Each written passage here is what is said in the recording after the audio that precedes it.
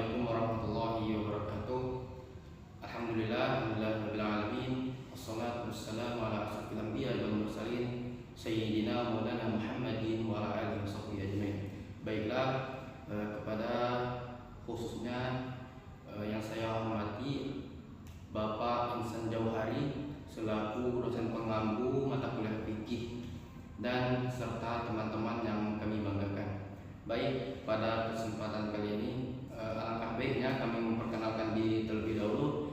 Perkenalkan, nama saya Alvin Syahputra dengan NIM 231102 dan rekan saya Jeki Sandi dengan NIM 231103. Baiklah, pada kesempatan kali ini kami akan menjelaskan daripada zakat, warisan dan juga bagaimana perawatan jenazah.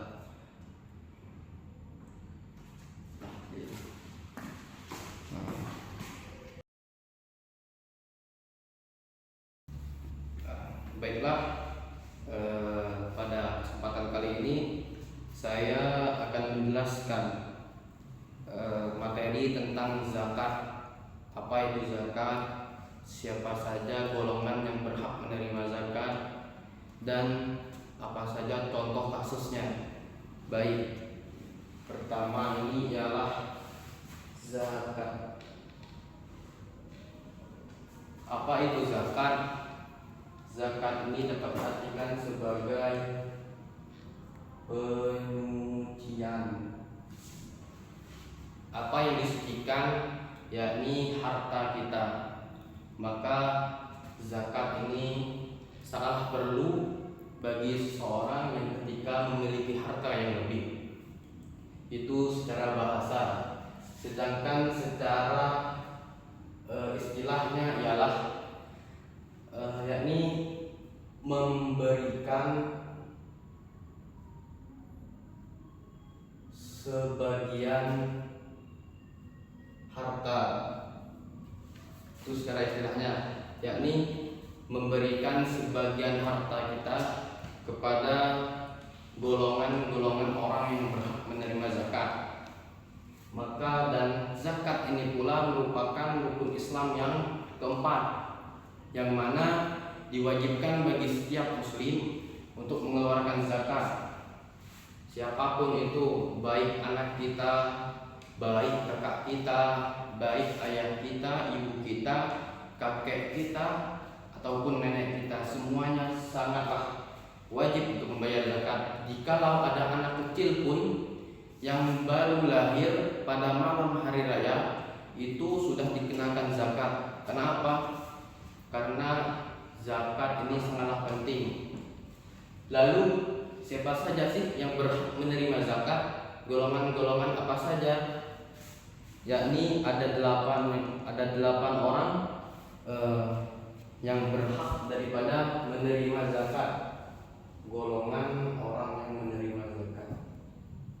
Golongan yang pertama ini ialah fakir.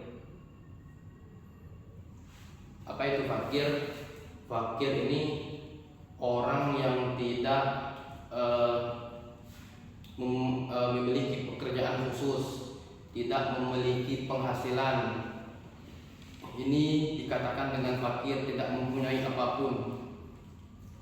Lalu kemudian ialah miskin. Apa itu miskin? Tidak jauh berbeda dengan daripada fakir, tetapi perbedaannya di sini ialah miskin ini orang yang mempunyai penghasilan tetapi tidak memenuhi kebutuhan dia sehari-hari. Maka ini bisa dikatakan sebagai golongan yang berhak menerima zakat. Kalau fakir tidak mempunyai pekerjaan yang bisa mendapatkan uang, sedangkan miskin mempunyai pekerjaan tetapi dengan pekerjaannya tersebut belum tentu bisa untuk memenuhi kebutuhannya sehari-hari. Lalu selanjutnya ialah amil.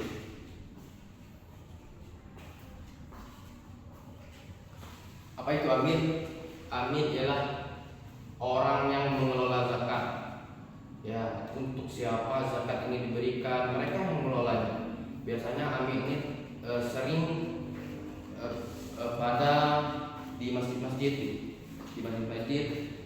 ya sering ialah mereka ini ialah pengelola zakat, maka mereka berhak untuk menerima zakat. Saya pun begitu, dulunya pernah menjadi bagian daripada amil zakat, yakni pada pondok pesantren Nurul Falah.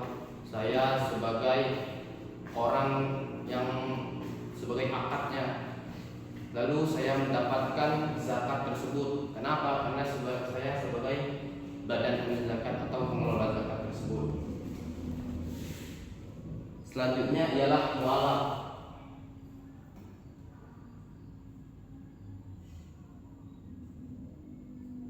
Mualaf. Apa itu mualaf? Mualaf ialah orang yang baru masuk Islam. Maka mereka diwajibkan untuk mendapatkan yang namanya zakat. Beda dengan murtad. Murtad adalah orang yang keluar dari agama Islam. Mereka tidak diwajibkan untuk mendapatkan zakat. Itu mualaf. Selanjutnya ialah riqab.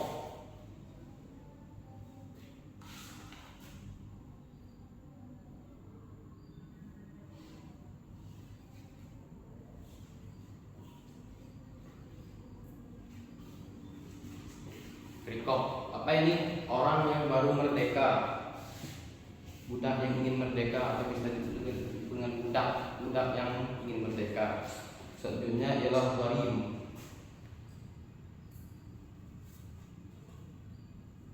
Orang yang berhutang, orang yang memiliki banyak hutang. Maka ini termasuk juga golongan-golongan orang yang berhak daripada menerima zakat tersebut. Selanjutnya ialah fi sabilillah. Apa itu fi sabilillah? Yakni orang yang sedang di jalan Allah. Selanjutnya ialah ibnu sabil.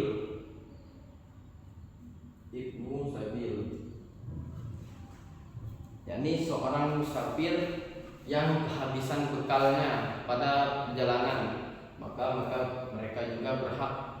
Intinya musafir itu jarak tempuhnya itu bisa dikatakan musafir itu yakni 80 km. Maka dengan 80 km maka mereka berhak untuk menerima zakat. Lalu selanjutnya ialah jenis zakat. Apa saja sih jenis-jenis zakat?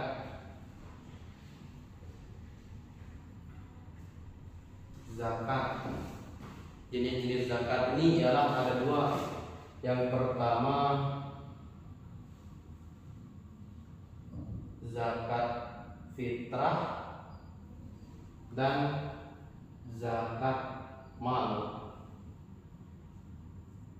Apa itu zakat fitrah?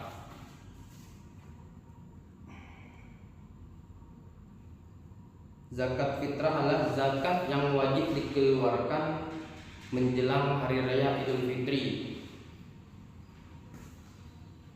Ialah sebesar berapa kadar zakatnya? Ialah 1 sak.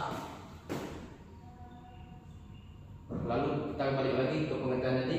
Zakat fitrah adalah zakat yang wajib dikeluarkan ketika menjelang Idul Fitri. Ini menjelang Idul Fitri. Pada saat menjelang Idul Fitri.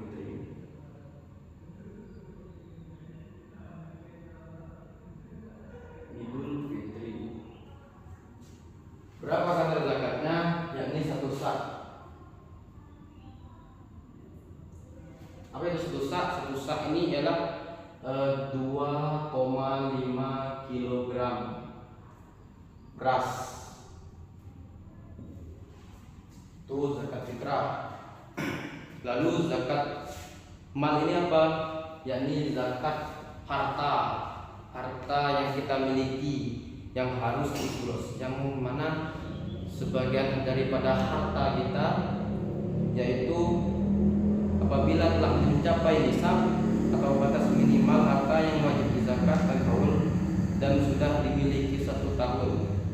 Lalu zakat mal ini setara dengan 85 gram emas murni dan kadar zakatnya sebesar 2,5%. Kadar zakatnya 2,5%. Itu kadar zakatnya. Baik, ini adalah pengertian zakatnya, zakat demikian. Sedangkan istilahnya memberikan sebagian harta kita kepada golongan-golongan orang tertentu yang berhak untuk menerima zakat. Lalu ini adalah beberapa dari golongannya, dan ini merupakan jenis-jenis zakat. Jenis-jenis zakat ini ada zakat fitrah, ada zakat mal. Lalu kita beralih kepada kasusnya. Kasus yang pertama, yakni misalkan saya mempunyai tabungan sebesar 100 juta rupiah dan saya memiliki emas sebanyak 50 gram. Kemudian saya memiliki utang sebanyak 10 juta rupiah. Lalu alangkah baiknya ketika kita hendak mengeluarkan zakat mal, kita itu harus mengetahui berapa kadar zakatnya. Kadar zakatnya ialah 2,5%. Lalu nisab zakat mal itu berapa? Yakni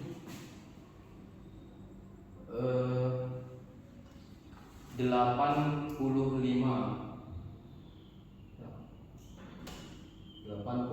juta. Lalu apa langkah awal yang harus kita lakukan? Yakni ialah menentukan total harta kita berapa. Lalu bagaimana caranya? Yakni dengan cara 100 juta ditambah dengan 50 gram emas. Seperti yang kita ketahui bahwasanya zaman sekarang ini 1 gram emas itu kalau dirupiahkan sebesar 1 juta. 1 juta rupiah. 1 juta rupiah. Berarti di sini ialah harganya, maka 50 dikali 1 juta, yang hasilnya adalah 50 juta. 50 juta. Berarti 100 juta ditambahkan dengan 50 juta, ya ini sebanyak 150 juta. Lalu kita mempunyai utang tadi. Utang kita berapa? Ya ini 10 juta.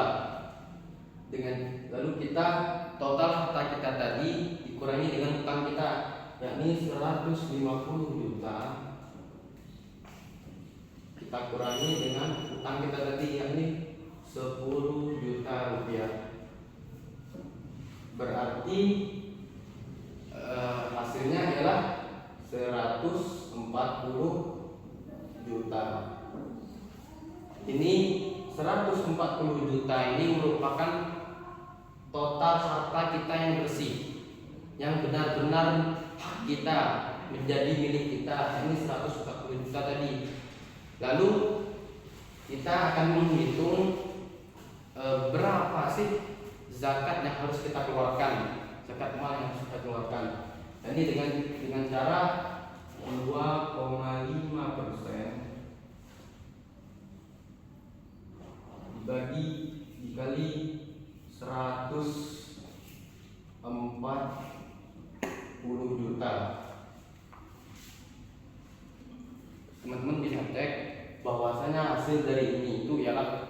3.500.000. Maka zakat yang wajib kita tunaikan, yang wajib kita keluarkan ini ialah 3.500.000. Ini 3.500.000 ini merupakan penyucian dari harta-harta kita yang kita miliki. Maka yang wajib kita keluarkan ini ialah 3.500.000 ini.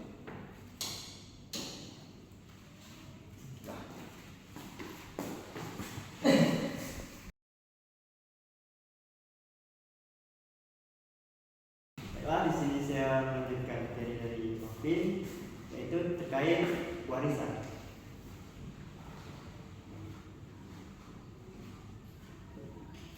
Nah, warisan ini terbagi menjadi 3, yaitu pewaris, ahli waris, maupun warisan itu tersendiri. Pewaris merupakan seseorang yang telah meninggal dunia dan meninggalkan suatu harta maupun yang lain. Kemudian ahli waris ini seseorang yang menerima harta tersebut, yang memiliki hubungan darah dengan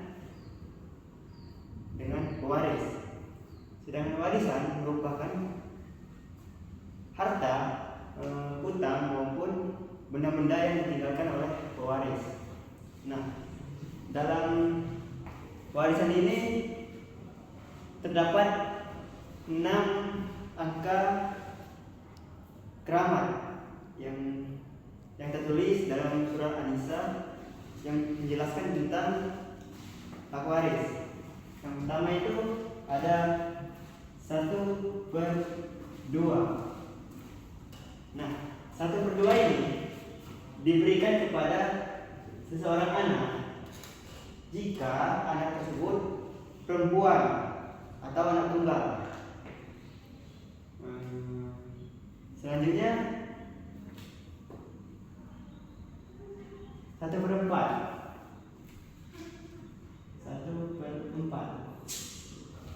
Nah, angka 1/4 ini biasanya diberikan kepada ibu kita ketika dia sudah memiliki anak atau sudah menikah semua.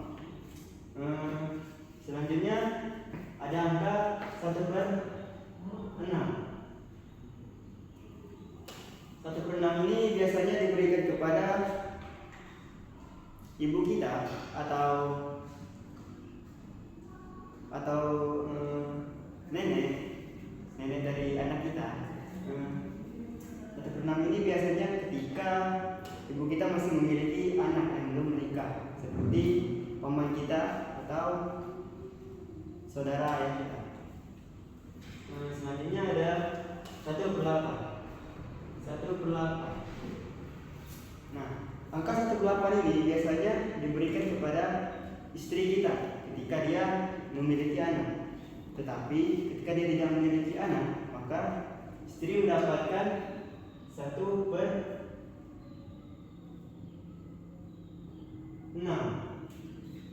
Nah, sama halnya dengan yang nenek kita atau ibu kita.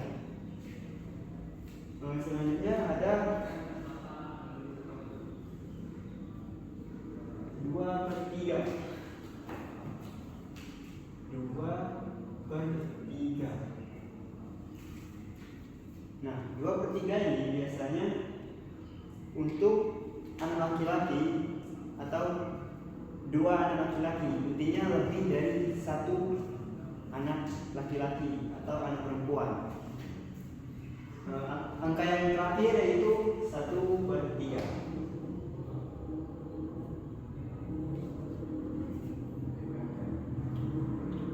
Nah, 1/3 ini biasanya diberikan oleh pewaris kepada ahli waris, yaitu pada paman kita atau saudara. Nah, 1/3 ini biasanya diberikan kepada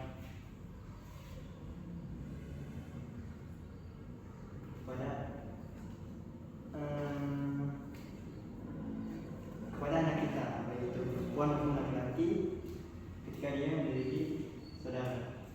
Tapi biasanya 1/3 ini diberikan kepada anak perempuan. Kenapa? Karena biasanya anak laki-laki itu dia mendapatkan ahli waris sisa. Baiklah, mungkin sekian penjelasan tentang warisan dan cara pembagiannya atau hak-haknya tersendiri. Nah, orang yang berhak menerima warisan itu apa saja sih? Sebenarnya banyak, baik itu istri, anak, ibu, bapak, paman, intinya orang-orang terdekat kita yang memiliki hubungan darah. Mungkin itu penjelasan terkait warisan. Selanjutnya kita langsung cara penghitungannya.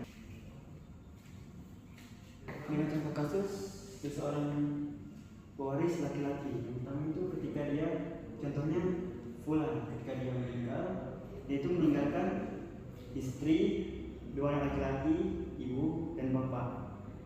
Nah, dengan harta yang ditinggalkan itu uang berupa 500 juta dan 2 mobil yang senilai 400 juta. Nah, cara menghitungnya itu ini.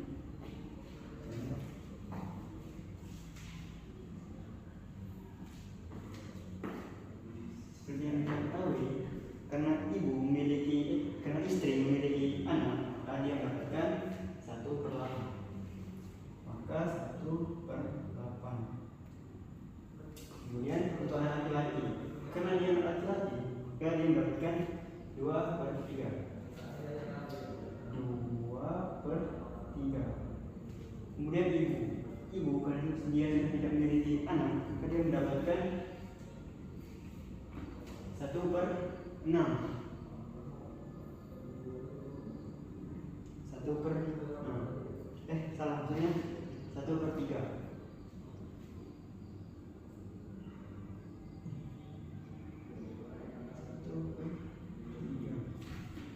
Sama halnya dengan bapak, dia mendapatkan 1/3. Mungkin biar itu bapaknya jangan.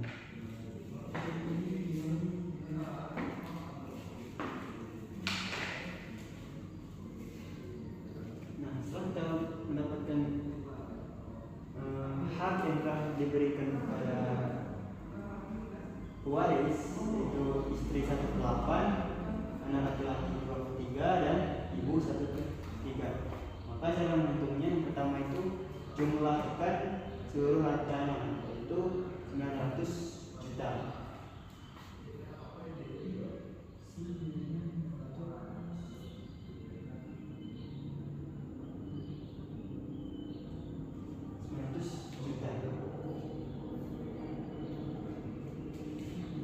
Itu 1/8 dikali 900 juta,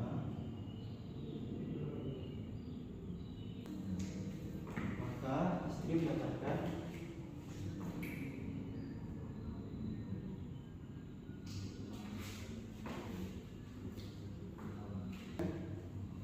112.500 juta.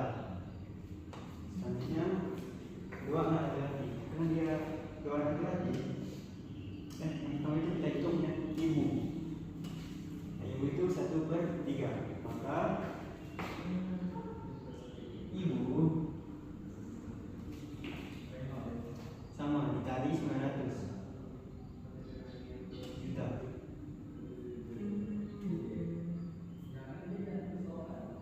Maka hasilnya dapatkan 300 juta.